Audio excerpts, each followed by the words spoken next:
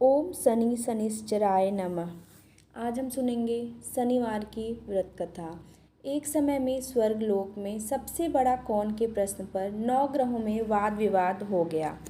निर्णय के लिए सभी देवता देवराज इंद्र के पास पहुँचे और बोले, हे देवराज, आपको निर्णय करना होगा कि हम में से सबसे बड़ा कौन है। देवताओं का प्रश्न सुन इंद्र उलझन में पड़ गए। फिर उन्होंने सभी को पृथ्वीलोक में राजा विक्रमादित्य के पास चलने का सुझाव दिया। सभी ग्रह भूलोक राजा विक्रमादित्य के दरबार में पहुँचे।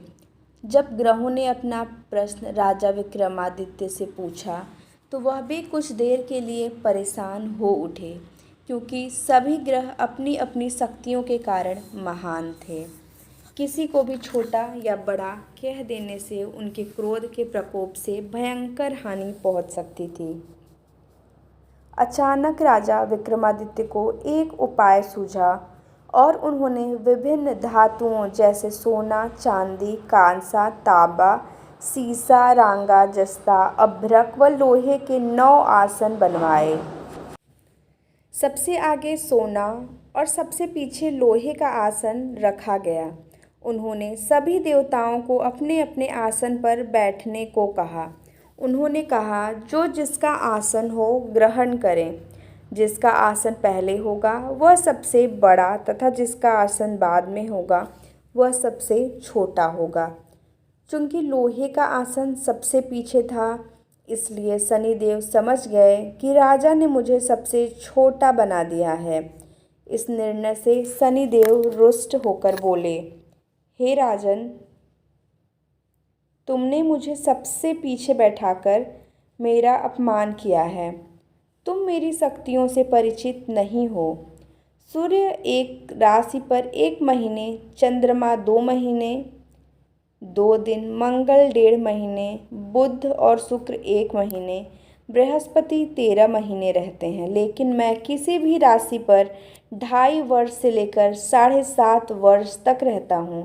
बड़े बड़े देवताओं को मैंने अपने प्रकोप से पीड़ित किया है। अब तू भी मेरे प्रकोप से सावधान रहना। इस पर राजा विक्रमादित्य बोले, जो कुछ भाग्य में होगा देखा जाएगा। इसके बाद अन्य ग्रहों के देवता तो प्रसन्नता के साथ चले गए, परंतु शनिदेव बड़े क्रोध के साथ वहां से विदा हुए। कुछ समय बाद जब राजा विक्रमादित्य पर 7.5 की दशा आई तो शनिदेव ने घोड़े के व्यापारी का रूप धारण किया और बहुत से घोड़ों के साथ विक्रमादित्य के नगर पहुँचे। राजा विक्रमादित्य उन घोड़ों को देखकर एक अच्छे से घोड़े को अपनी सवारी के लिए चुनकर उस पर चढ़े। राजा जैसे ही उस घोड़े पर सवार हुए, वह बिजली की से दौड़ पड़ा।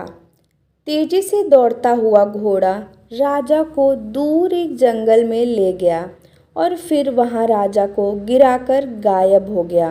राजा अपने नगर लौटने के लिए जंगल में भटकने लगा, पर उसे कोई रास्ता नहीं मिला। राजा को भूख प्यास लगाई। बहुत घूमने पर उन्हें एक चरवाहा मिला।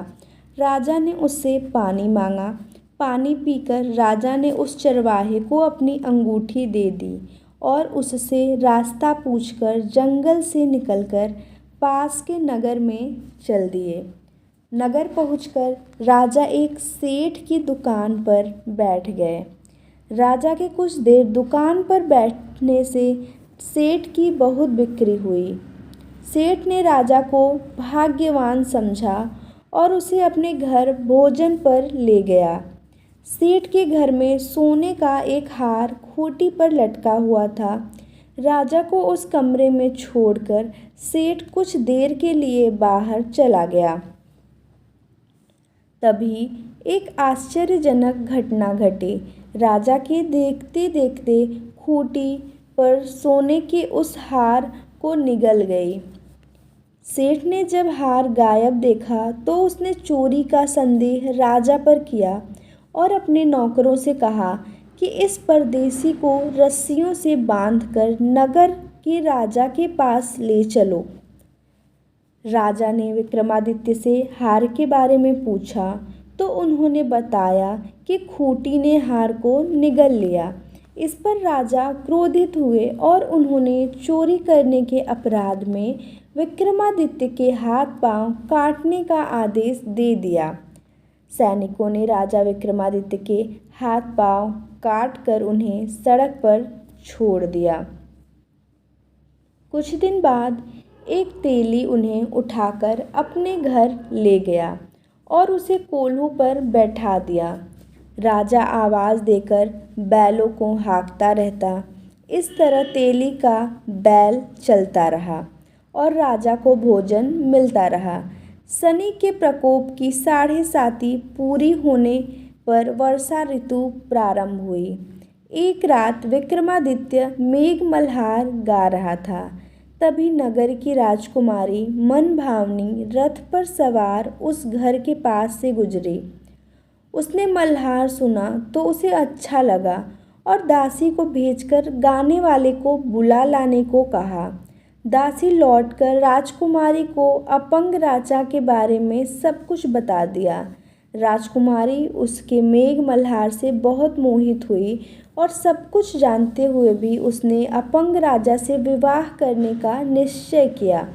राजकुमारी ने अपने माता पिता से जब यह बात कही तो वह हैरान रह गए। उन्होंने उसे बहुत समझाया पर राजकुमारी ने अपनी जिद नहीं छोड़ी और प्राण त्याग देने का निश्चय कर लिया। आखिरकार राजा रानी को विवश होकर अपंग विक्रमादित्य से राजकुमारी का विवाह कराना पड़ा। विवाह के बाद राजा विक्रमादित्य और राजकुमारी तेली के घर में रहने लगे। उसी रात स्वप्न में शनिदेव ने राजा से कहा, राजा तुमने मेरा प्रकोप देख लिया, मैंने तुम्हें अपने अपमान का दंड दिया है। राजा ने शनिदेव से क्षमा करने को कहा और प्रार्थना की, हे शनिदेव, आपने जितना दुख मुझे दिया है अन्य किसी को न देना। शनिदेव ने कहा, राजन मैं तुम्हारी प्रार्थना स्वीकार करता हूँ। जो कोई स्त्री पुरुष मेरी पूजा करेगा, कथा सुनेगा, जो नित्य ही मेरा ध्यान करेगा, चींटियों को आटा खिलाएगा, वह सभी प्रकार के कष्टों से मुक्त होता रहेगा तथा उसके सब मनोरथ पूर्ण होंगे। यह कहकर शनिदेव अंतर्ध्यान हो गए। प्रातःकाल राजा विक्रमादित्य की नींद खुली तो अपने हाथ पांव देखकर राजा को बहुत खुशी हुई। उन्होंने मन ही मन शनिदेव को प्रणाम किया। राजकुमारी भी राजा के हाथ पांव सलामत देखकर आश्चर्य में डूब गई। तब राजा विक्रमादित्य ने अपना परिचय देते हुए शनिदेव के प्रकोप की सारी कहानी सुनाई। इधर सेठ को जब इस बात का पता चला तो दौड़ता हुआ आया और राजा विक्रमादित्य के चरणों में गिरकर क्षमा मांगने लगा।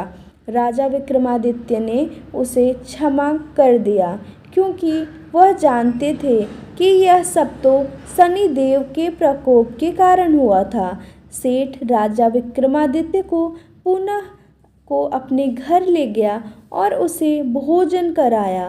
भोजन करते समय वहाँ एक आश्चर्य घटना घटी। सबके देखते देखते उस खूंटी ने हार उगल दिया।